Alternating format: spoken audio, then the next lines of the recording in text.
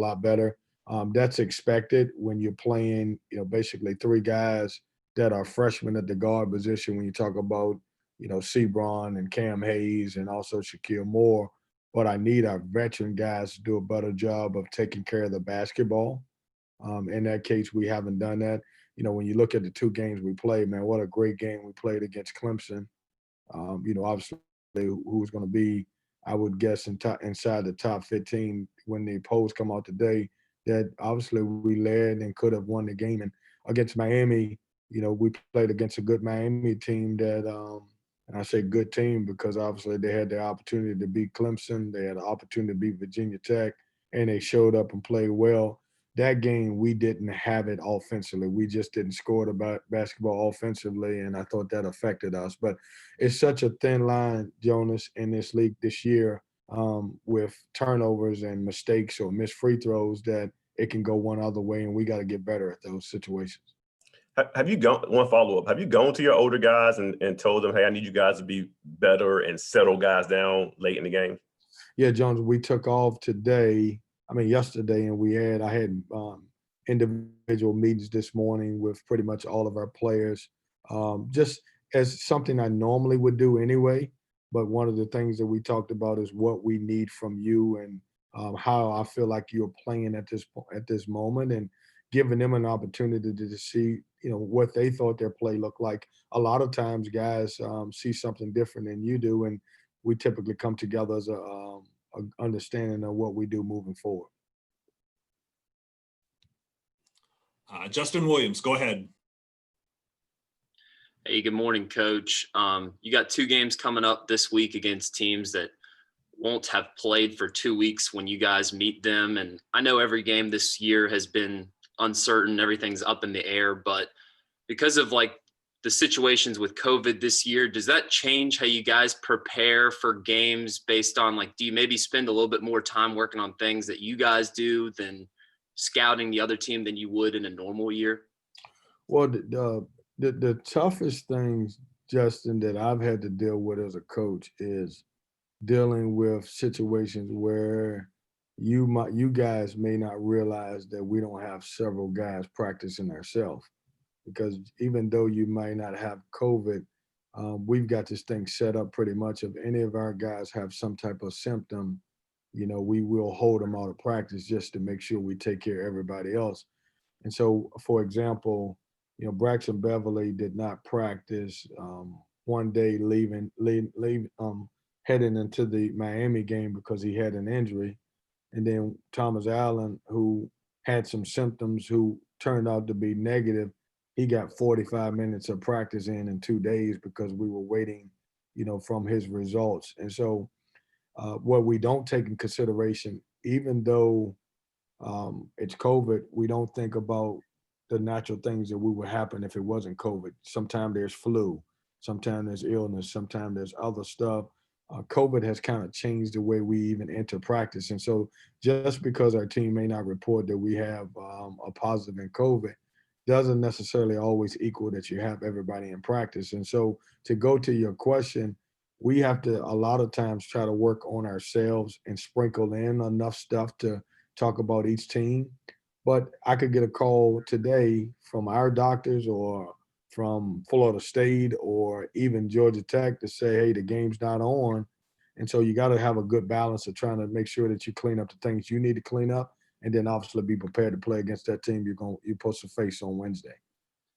And I have a quick follow-up about COVID scheduling and everything. I know your ACC opener against Louisville was postponed in mid-December. Has there been any conversations to this point about rescheduling that game when it could possibly take place? Yeah, and what happens is that there's a lot of conversation between the ACC and our sports administrators, and there'll be dates that will be thrown out and see if any of the games that we miss, if they can be replaced, or it just so happens if there's a team that you're supposed to play one week that certainly can't play and you got an opening in your schedule. And so there are conversations. I know a lot of people will say, man, are those games, I know we're saying postponed, but are those games going to be canceled? That's not the way any coach or the ACC looks at it. We all are trying to find a good time if those games could be made up, and we all want to make them up. We all want to play the games. Thank you, Coach. Thank you. James Henderson, go ahead. Hey, Kevin, I hope you're doing well this morning. I wanted to ask you about DJ. I know he leads you guys in field goal percentage and free throw shooting, but the last game he only got 7 shot attempts. I'm just wondering, in general, is it tougher to get big men the basketball than it is to, obviously, if you've got a go-to guard? Yeah, well, I don't know about tougher. Sometimes, James, that just depends on the flow of the game. A lot of times it depends on, how a team is defending any of your players, especially post guys. Sometimes there is a double where the guys have to pass it out. In our situation with DJ, I think we've done a good job of getting them the ball in certain spots. But we've had a couple games where we have turned the ball over and not been able to get him the basketball. So when you look at us, if you just take this small sample size of just the Miami game and we turn the ball over 16 times, maybe we get him 4 more shots out of those 16 turnovers that we had, and it makes a big difference. And he's playing really good basketball, and surely our guys have made an effort to throw the ball inside to Manny and also DJ this year, opposed to what we've done in the past. Thanks, Kevin. Yeah. David Teal, you are up next. When I was looking at your net rankings this morning, and because you missed the Michigan game, your non-conference strength of schedule isn't what it would have been and probably not what you would want it to be. You wonder how the selection committee come March is going to try to parse all this and all the impact that COVID has had on teams and schedules and starts and restarts? David, I have no idea. Man, I think everybody on this call, if you can figure that out for us, man, you would help us out. Listen, it's a tough job. Do you take the eye test? Non-conference is not non-conference. Typically we would have 11 non-conference games to have a sample size of who we get a chance to play. How much do you weigh the conference games? How much do you weigh your conference game? How much do you take here's a different thing that nobody's looked at is, do you put the same amount of emphasis on away games when there are many places they're not fans? I'm sure when the net was created, one of the things they considered about a road game is having to go into hostile environments. Is that the same? What do you think about a neutral court game? Is a neutral court game way the same now as a home game or away game? So, man, they've got a tough job at the end of the day trying to figure it out. I don't know if the net will be used as much. I don't know what it is. I hope that as we get closer to decision-making time, that they'll make it clear to most of the teams what they're basing some of their decisions off of it, because everybody may be upset because I will say this, if it's not cleared up or how you're selecting teams, it could be a big time unbalance of what happens on Selection Sunday. Thanks, Kevin.